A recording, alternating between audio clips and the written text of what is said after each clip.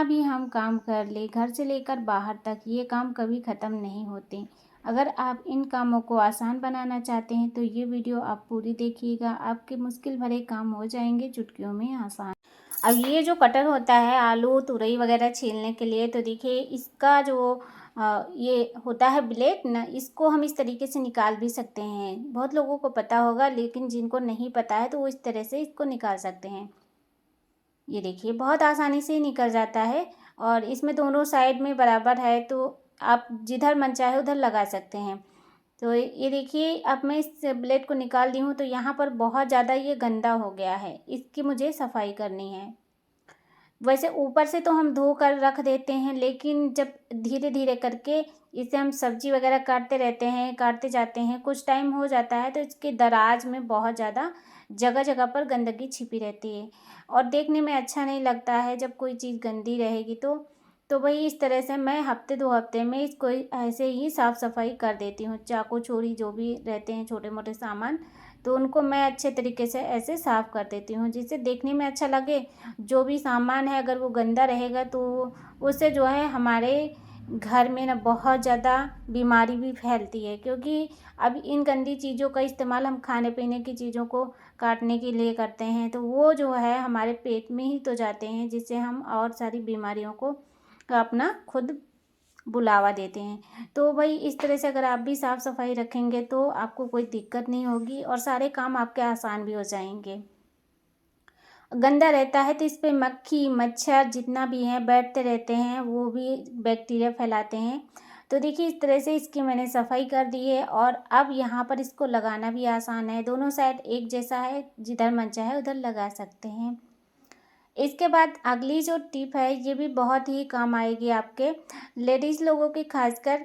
तो जैसे जब लेडीज़ लोग काम करती हैं, जेंट्स लोग भी ये काम कर सकते हैं। ऐसा नहीं कि लेडीज़ लोगों के लिए मैंने बताया है, तो उनके लिए ही काम आएगी।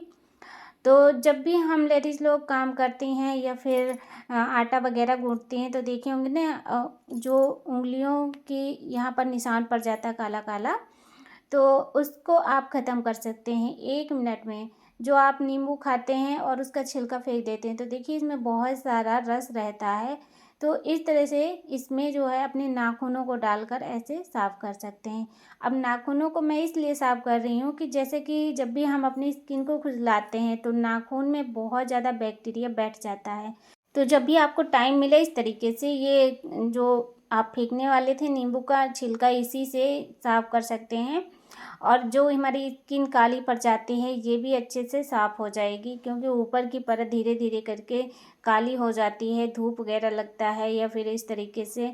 तो वो जो है ना नींबू में होता है बहुत सारा विटामिन सी, जिसकी वजह से हमारे स्किन के ऊपर जितना भी कालापन है वो धीरे धीरे करके ख़त्म हो जाएगा। अब देखिए मैंने हाथ को धो लिया, इसके बाद में थोड़ा-सा लेना है हमें नारियल तेल और इसको इस तरह से धीरे-धीरे करके हाथों के ऊपर मसाज करना है। इससे जो हमारी काली स्किन है वो बहुत अच्छे से ठीक हो जाती है।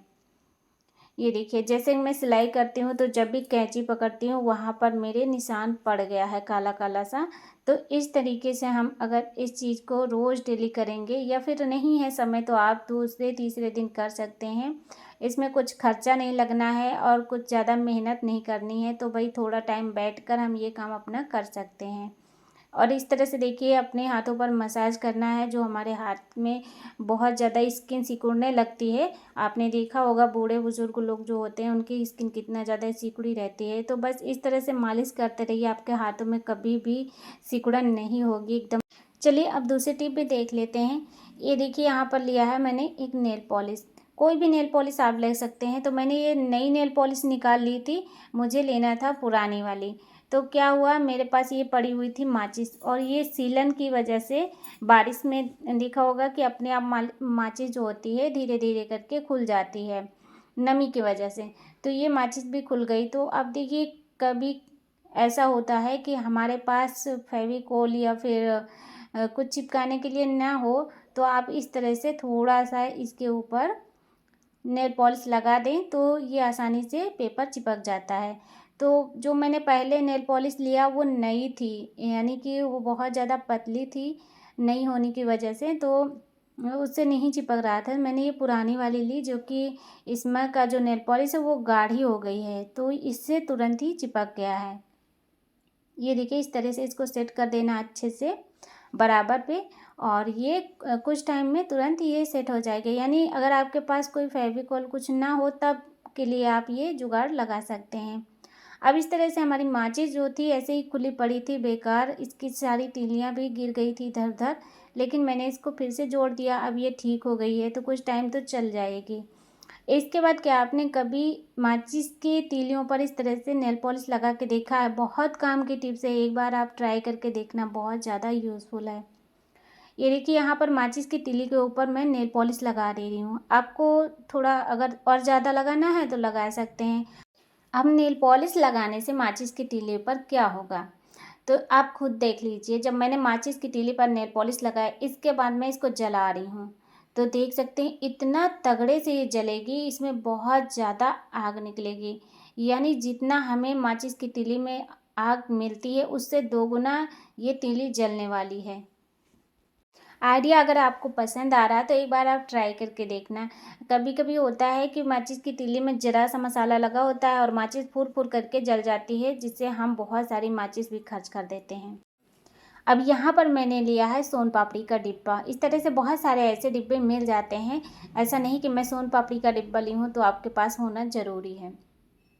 तो इस डिब्बे को मैंने ले लिया है और इसमें मुझे छोटे छोटे करके 4 छेद चारों तरफ बनाने हैं। तो मेरे पास 2 डिब्बा अभी खाली था तो मैंने 2 लिए हैं, और इसके बाद मेरे पास कोई डोरी वगैरह नहीं थी तो यहाँ पर मैंने लिया है 4 डोरी। तो ये हाथ में बांधने वाली पड़ी थी। कभी हम लोग जाते हैं दर्शन घूमने तो वहाँ से हाथ में बांधने के लिए धागा लेकर आते हैं, तो कोई बांधता है कोई नहीं बांधता है, तो ऐसे ही पड़े रहते हैं। फिर मैंने इसको ले लिया, ये काफ़ी ज़्यादा मजबूत होते हैं। फिर मैंने जो भी छेद बनाया है वहाँ से मैंने इन डोरियों को इस तरह से फंसा लिया है, मोटी सी गांठ लगा के, जिससे कि निकले ना। और किसी चीज़ से इसमें छेद करना बहुत आसान है। मैंने यहाँ कीली से छेद किया है, आप किसी चीज़ से भी कर सकते हो, नुकीली चीज़ लेकर। और डोरी को एक बराबर मैंने फिर से गांठ लगा के ऊपर भी यहाँ पर इस तरह से एक डिब्बा लगा दिया है। तो इसमें 4-5 डिब्बे भी लगा सकते हैं। मेरे पास 2 थे तो मैंने यहाँ पर 2 लगाए हैं। यहाँ पर देखिए कितना सुंदर से ये घर के लिए ऑर्गेनाइज़र बन गया है, जिसमें हम सारी चीज़ों को अपने रख सकते हैं। और इसमें ना आप नीचे वाले बॉक्स में अपने लल्ला को बैठा सकते हैं, ऊपर वाले में पूजा की सामग्री रख सकते हैं। यानी अपने पूजा घर के लिए भी ये बना सकते हैं। मान लीजिए आप कहीं किराए के मकान में रहते हैं, हर तरह से सुविधा नहीं मिल पाती है और बहुत सारे पैसे ना हो तो बहुत अच्छी अच्छी चीज़ें नहीं खरीद पाते हैं, तो इस तरह की चीज़ें हम अपने दिमाग लगाकर खुद घर पे बना सकते हैं, जो कि फ्री का जुगाड़ है। आपको एक पैसे भी खर्च नहीं करने पड़ेंगे और आपका काम भी बन जाएगा। आपके घर में भी अगर इस तरह का लाइटर है तो देखा होगा वो गंदा पड़ा रहता है। अब इसको हम साफ़ करने के लिए यहाँ पर देखिए थोड़ा सा शैम्पू लगा के इसे साफ़ कर सकते हैं, और इसको साफ़ करना तो बहुत ज़रूरी होता है। मैं तो हमेशा ही इन सब चीज़ों को अपना देख रेख करती रहती हूँ। आप अगर करते हैं तो कमेंट करके ज़रूर बताइएगा। और इसमें पानी नहीं लगाना है, अगर पानी पड़ जाएगा तो ये तुरंत ही ख़राब हो जाता है। कोलगेट वगैरह भी लगा सकते हैं, लेकिन मैंने सोचा कि ये कोलगेट ख़त्म करने से अच्छा चलो थोड़ा सा ये शैम्पू का पाउच फटा हुआ पड़ा है, इसको लगा के मैं इसे साफ़ कर देती हूँ। शैम्पू से गंदगी तो इसकी साफ़ ही हो जाएगी, लेकिन साथ में इसके ऊपर एक बढ़िया सी प्यारी सी खुशबू भी बनी रहेगी। खुशबू की वजह से इसमें मक्खी मच्छर बिल्कुल भी आसपास नहीं आएंगे। और लाइटर तो हमेशा ही हम यूज करते हैं अपना गैस जलाने के लिए।